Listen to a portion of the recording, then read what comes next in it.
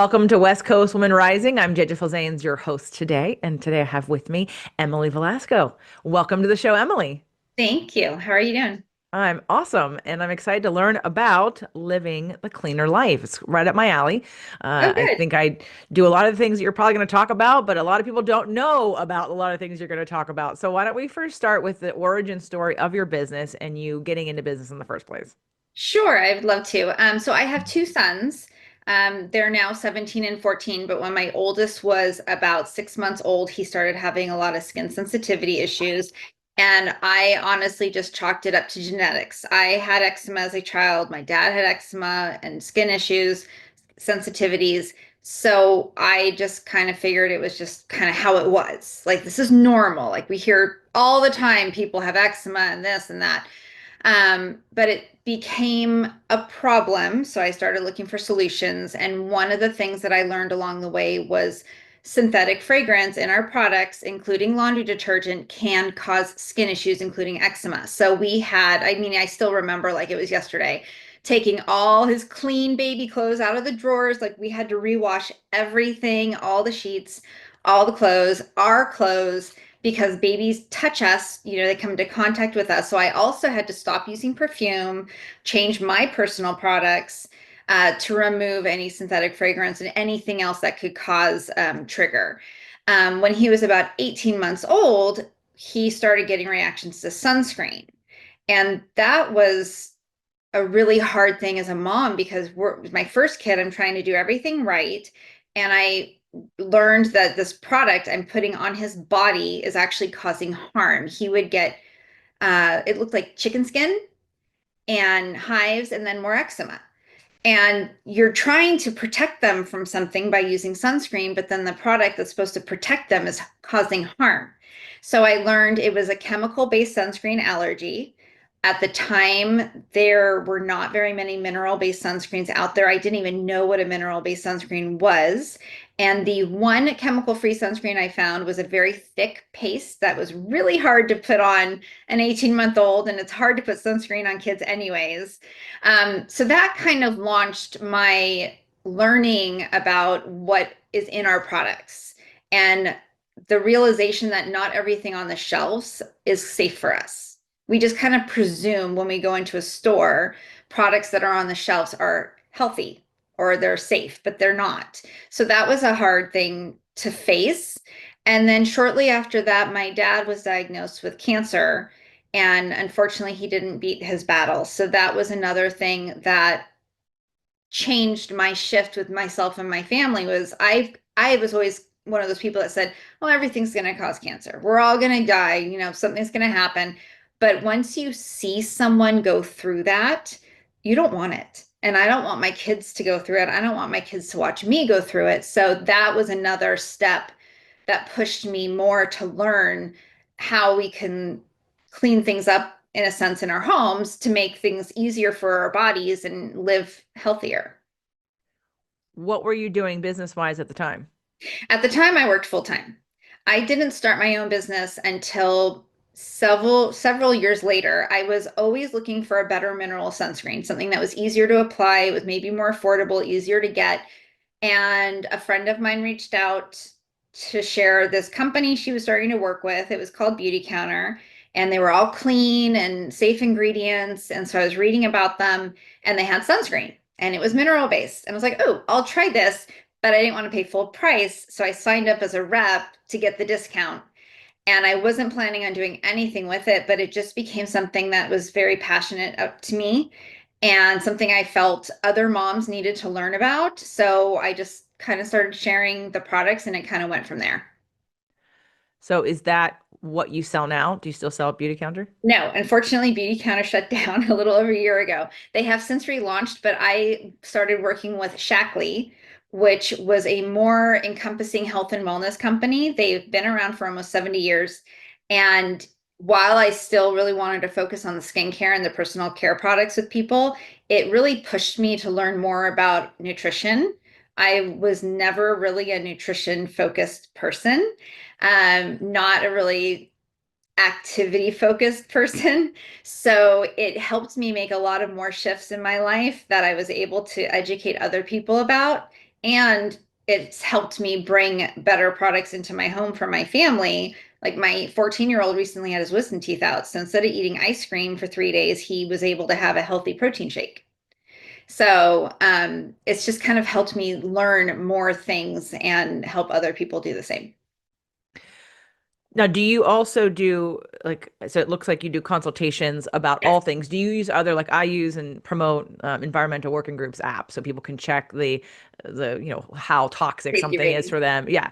Yeah, Because I think that's an important metric that, they don't do all the products, but it's good to look at what is new because they're up to date. They're current. They want you to know, right. what the clean and dirty dozen are this season in terms of toxic chemicals for your fruits and vegetables. So do you use things like that in the way that you work with people?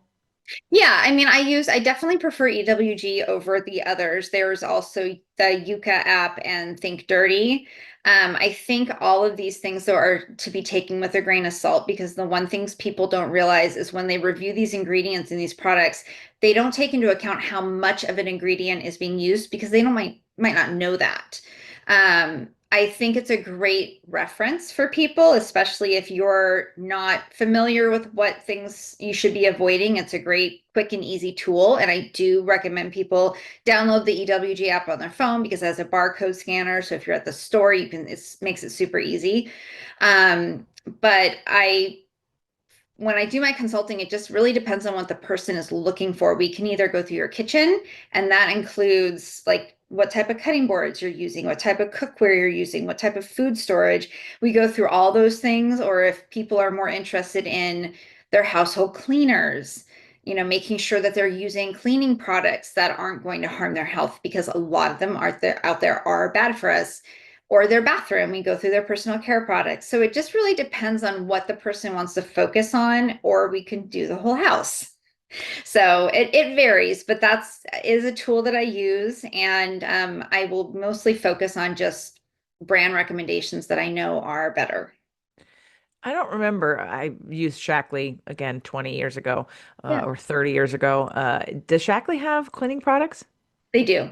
Okay. They have basically three categories. They have their nutritional, which is a huge range, and then they have their personal care products, and then their green home products.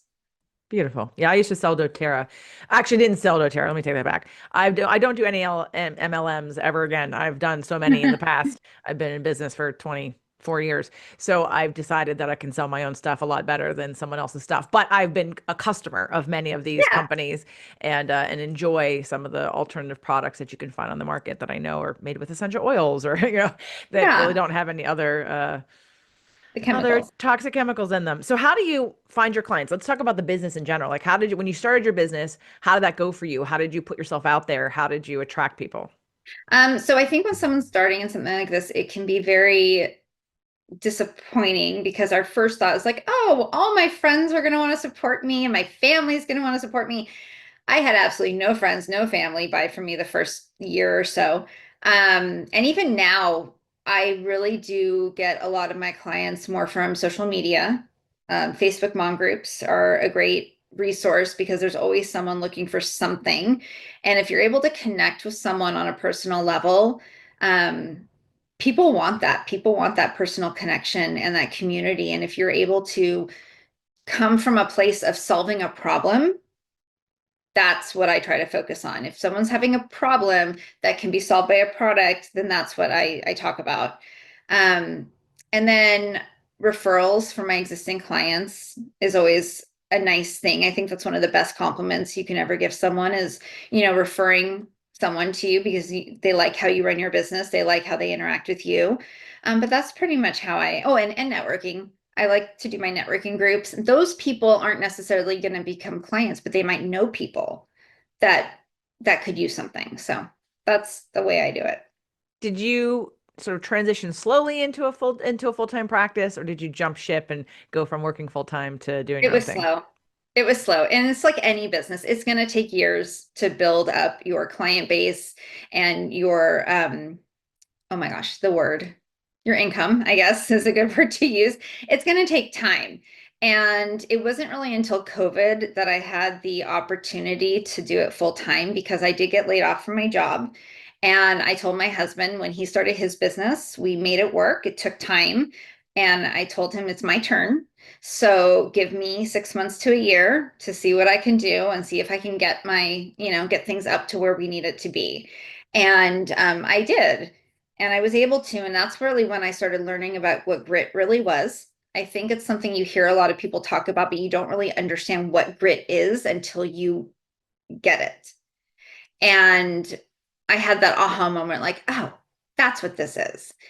And just the the happy feeling that comes when you are able to help a person with something that's safer and they're loving it and they're enjoying it and they see the benefits. That's like it is still with skincare when people would see how their skin would change with a serum or a moisturizer. But now it's more how people are feeling inside because a lot of my clients now use the supplements and use the Life Shake and they feel better and they have more energy and they're just taking better care of themselves, which most of us moms don't do that. We put everyone else before us. We're so focused on getting everyone else taken care of that most of us put ourselves last, and we really need to change that. Yeah, the emotional root of breast cancer is overgiving. It's Yeah, actually like being sucked dry, and it's something that people need to keep in mind when you're modeling for your child what's important, and you right, ignore yourself at your expense for others, not just right. your children, but everybody, right? Women have Yeah, a huge problem with overgiving, yeah, and it yeah. shows up in business as undercharging and overgiving. I wanted to ask you because this podcast is not just local, of course, everyone in the world has access to it. And a lot of Yeah. clients and listeners of mine for decades will have be interested in checking out what I'm doing over here. So can you work with people that aren't in the area? Yeah, absolutely. So, I mean, Shackley alone, you can ship to Canada and the United States, and they are also now in Australia. But as far as the consulting, I do Zoom calls with people. They can put me on their phone, walk me through their kitchen. I tell them what to show me, and we can definitely make it work. It's pretty flexible in that way, which I really like. What are some of the conditions? So for people that are out there, there's a sort of a general idea in anybody's business, where when you say, "Oh, I do this or I do that," and someone may say, "Oh yeah, cool, that's nice. I'd like that." But there's no call to action, there's no urgency of having to reach out to you. What would be a sort of common list of either symptoms or issues that someone's having that makes them go, "Okay, it's time. I need to reach out to you." Well, I mean, I don't really know if there's any specific symptoms. Obviously, if someone starts having health issues and they want to try to approach it from a more holistic, natural way, that's a conversation that we can have. A lot of these things, though, these things that we're exposed to have effects on us later. So, like for example, microplastics. I had been using plastic cutting boards and cutting boards, and it wasn't really until, and I'm still learning these things too. It wasn't really until I had a conversation with my sister, and she told me that they started removing plastic items because she wanted to reduce microplastics for her kids. And I was like, oh, yeah. And coincidentally, the universe is interesting. I happened to get an email the next day from EWG about a study done on microplastics with cutting boards. And they found that cutting 1 carrot put over 1,400 microplastics in that 1 carrot. And so you're eating that. And that doesn't leave your body. It stays there forever. So I think it's more of an educational need. I think it's something that needs to be shared more with people, and people need to have that desire inside them to want to do better for themselves and their family. And it doesn't have to be super expensive. I think a lot of times people feel they have to do everything at once. They have to buy all new cookware and they need to change this, that, and they need to change that. And it can be very overwhelming. It could be very daunting from a financial standpoint. So one of the things I help people with is simplify, focus on the most important areas. Your food, anything that makes direct contact with your body is most important. So your cookware, your food storage, your food prep area, the products you put on your skin, like those are the things that people should focus with on first.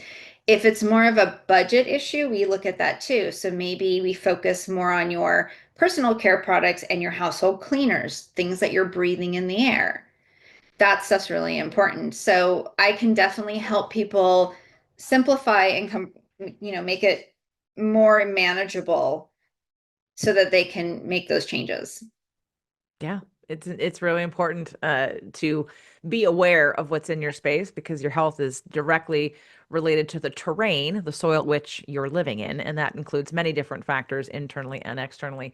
Now, for the people that are listening to this that are either part of Ventura County businesswomen, they are local, or the ones that aren't local, but they're looking at you and listening to you, and you started your business, what would be some of the most challenging things that you didn't know you were going to learn or that you resisted learning in having a business? Not everyone wants what you're selling. Not everyone wants the solution you're providing. There are lots of people who don't care what's in their products or what their family's being exposed to. And I think that was one of the hardest things for me to realize and accept, because how could you not care? Like, it's a hard thing to wrap your head around from another perspective. Like, how could you not care that something you're putting on your child can have cancer causing elements? Like, how can you not care about this? I know a gal whose daughter had leukemia when she was 3. She's fine now, but she's still using things that aren't good for them. And I just can't understand. And I had to just, okay, that's you.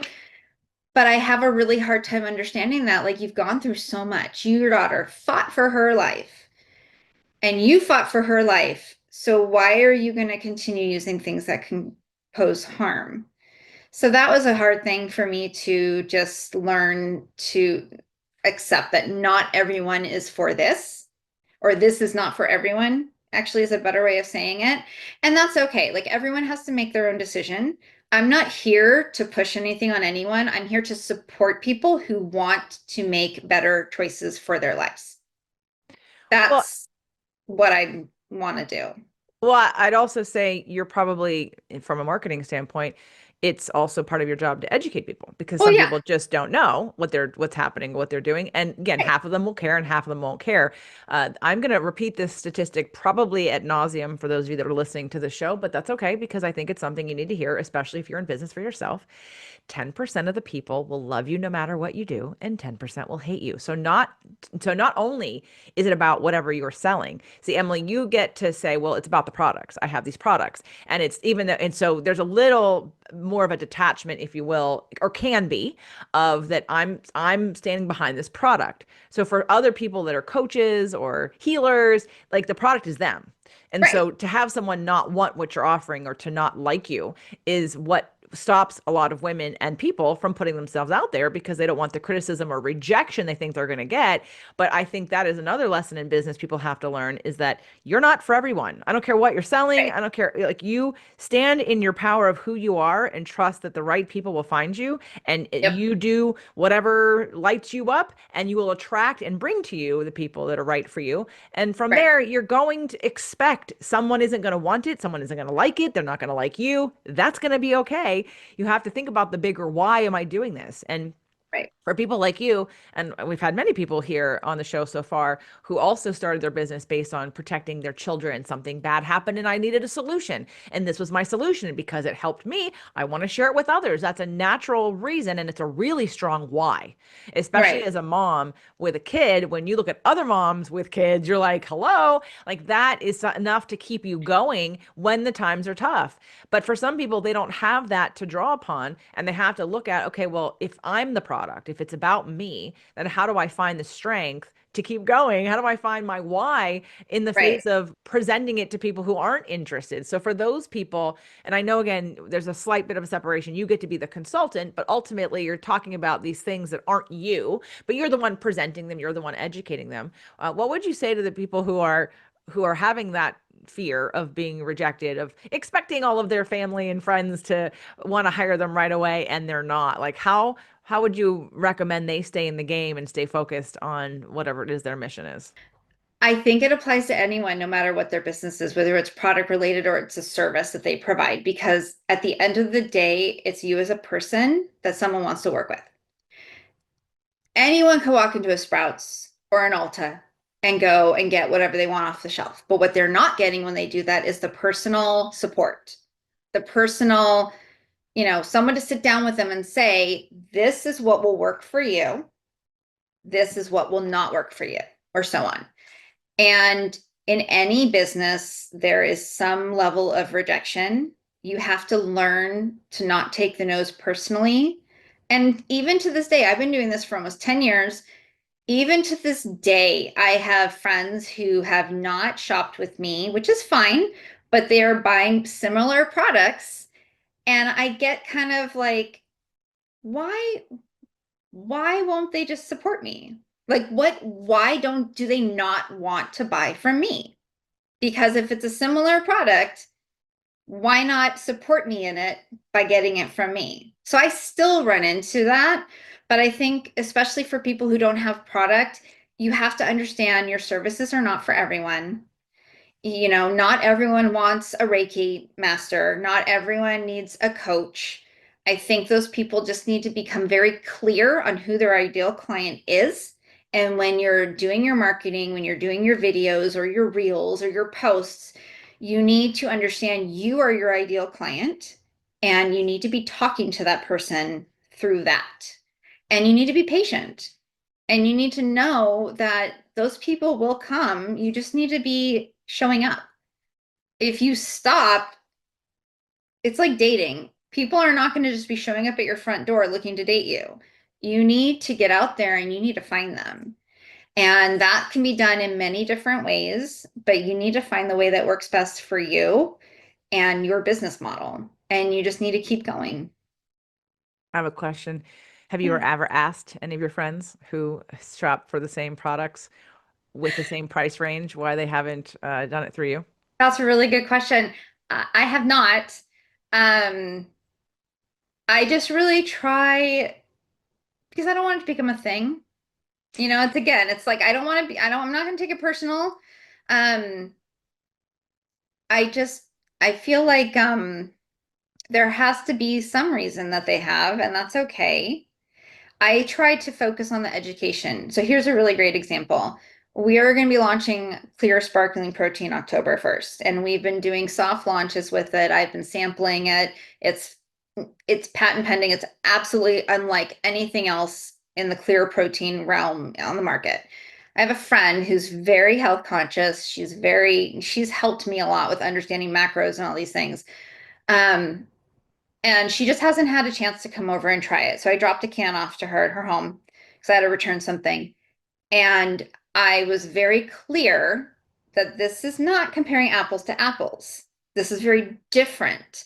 This is, you know, from the one that she's been using. So it's at the end of the day, it's up to her to decide if it's a fit for her. I mean, it could be that it's more money than she wants to spend. It could be that she doesn't like the taste. I mean, who knows? I don't know. I don't even know if she's tried it yet. But I think a lot of it is just goes with anyone else. It's about the education. So for anyone who's doing a service-based, you know, job, um, they need to be educating people about why their service is different. Like if they're a coach, why is their service as a coach different from this other coach? Or, you know, how I can help you in this way and this way. You need to find ways to relate to. Like I relate to people as someone who spent over $500 on sunscreen trying to find one that worked for my son. And it wasn't that it was a sunscreen, it was the chemicals. And it took me $500+ to learn that. So I hear this from moms still, like they've gone down the rabbit hole on something that their kid will eat. For example, one of my kids is super picky. He would rather go hungry than eat something he doesn't like. And that's a problem. So helping moms understand they're not alone. They're not the only person struggling with a picky eater. So many families have a picky eater. Helping them find a healthy option for them at home to get some protein into their kid, you know, when they don't want to eat anything but chicken nuggets. Because that's my kid. Well, I brought up that question because in a for me, there's a little, again, a little bit of a separation in that you're actually selling a product that someone can Right. buy and they can even buy it from other people. They don't even have to buy it from you, right? Right. As an observation, because I've made wine and but I don't actually promote my wine to anyone except my audience, and I don't even want to sell my wine to anyone except my audience because I don't want. I'm happy to explain why I created it. I'm happy to explain the price point, but if unless you have to love wine, you have Right. to value what I did to it, and you Right. have to value all of that together to say that it's worth. You have to value your body and your health enough to put out what I'm asking for it because it was a blood, sweat, and tears kind of project, right? But for someone who buys $20 bottles of wine, they're never looking at my wine. They may Exactly. value everything that I've said, but they're not gonna buy it because of the price point. Right. And in fact, I've had clients here who've paid me tens of thousands of dollars, but would still Yeah. wouldn't buy my wine because they look at wine like, no, no, no, I only buy It's not $20 bottles. important to them. It's not Yeah. important to me, Yep. right? So I get that, and I didn't question it because they're already paying me in other ways, so that's fine. But it might be a fun for everyone who's listening. This wasn't just for you, because I had another client who's on an emotional level, in a much different way, was struggling with her dad, and her dad, she had this anxiety, but I don't know if my dad is proud of me. And I said, have you Mhm. asked him? And that question made her cry instantly. And I'm like, well, that'll be the fastest path to understand, like to quell, because then you have to go, all Right. right, well, he's either going to say yes, which then you're going to feel better, or he's going to say no, and then you're going to feel the same or worse temporarily, and then you'll move on and get over it. But keeping the question up doesn't help anybody.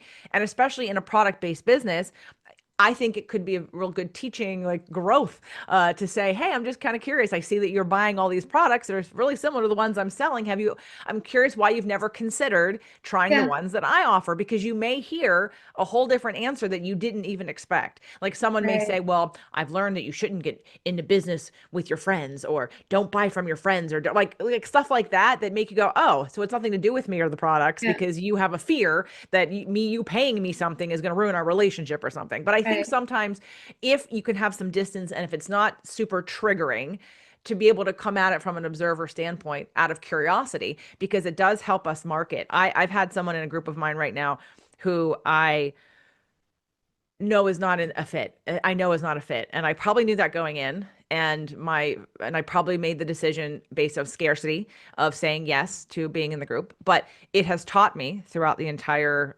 contrasting time that I've had that, okay, it clarifies it moving forward. Here's what I need to say. And every year I started my mastermind, I didn't have a contract. I knew that was going to bite me in the ass, and it did, because Yeah. of course I had someone who quit and was, and that I can't make up that money because the group had already started. So when you Yeah. look at it, but I knew going in, I'm like, okay. And I gave a money back guarantee even that first year, Yeah. because I said, if you don't make your money back, I will help you until you do. Well, I didn't put any stipulations on that. I didn't say you have to do everything You have that to I show say. up.